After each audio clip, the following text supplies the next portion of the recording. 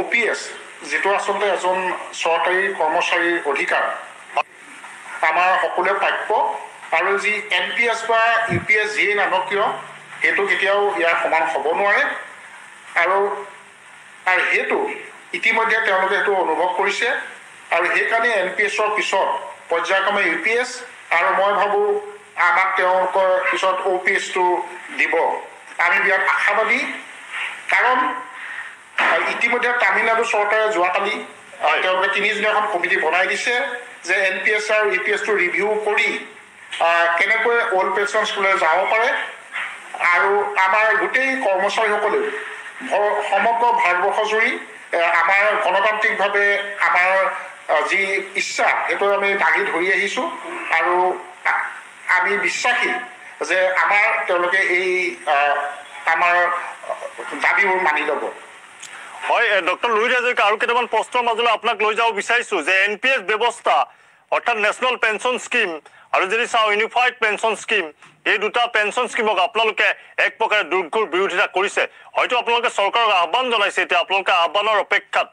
আশাত আপোনালোক বন্দী হৈ আছে কিন্তু ডাঙৰ প্ৰশ্ন এই দুটা ব্যৱস্থাক আপোনালোকে এক প্ৰকাৰে নচ্ছাত কৰিছে এয়া অকল অসমৰ বুকুতেই নহয় সমগ্ৰ ভাৰতবৰ্ষৰ প্ৰতিখন ৰাজ্যৰ বুকুত আৰু এই পৰ্যন্ত কংগ্ৰেছ শাসিত ৰাজ্যসমূহত যদি চোৱা যায় OPS ব্যৱস্থাক লাগু কৰিছে কোনো কোনো ৰাজ্যত কৰাৰ দিশে গতি কৰিছে কিন্তু এই দুটা ব্যৱস্থা NPS বনাম UPSক আপোনালোকে সম্পূৰ্ণৰূপে নচ্ছাত কৰিছে শীতল যুদ্ধ এখন চৰকাৰৰ সৈতে আপোনালোকৰ চলি আছে আপুনি এগৰাকী চৰকাৰী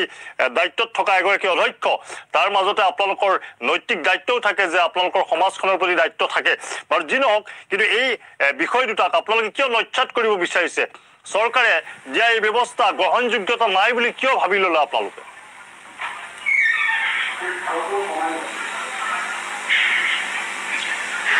আপুনি যদি ভালকে গোটেই NPS UPS আৰু OPS চাই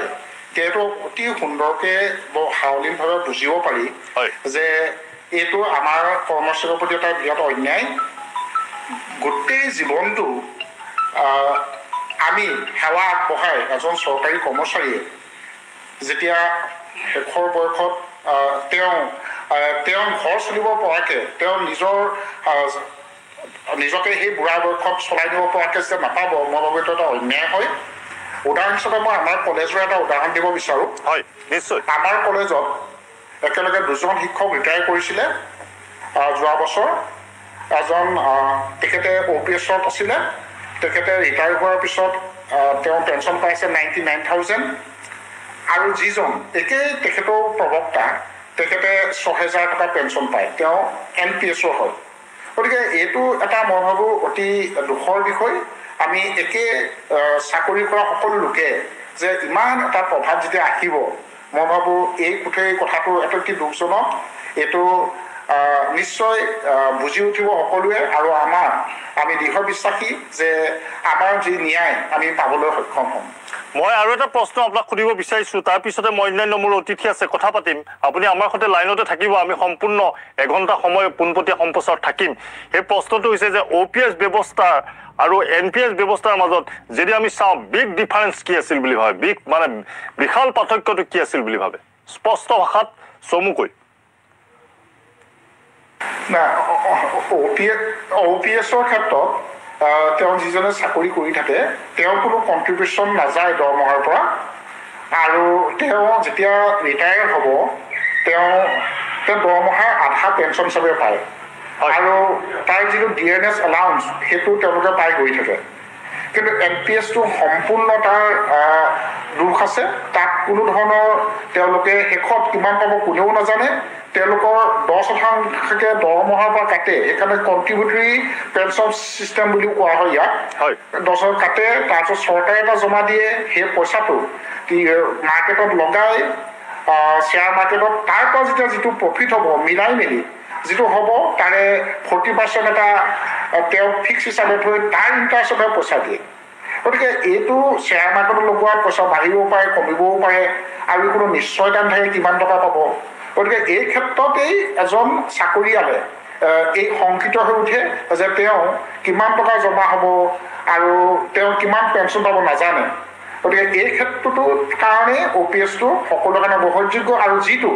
আমাৰ ভাৰতীয় সংবিধানৰ কেইবাটাও ক্লজত স্পষ্টকৈ উল্লেখ কৰা আছে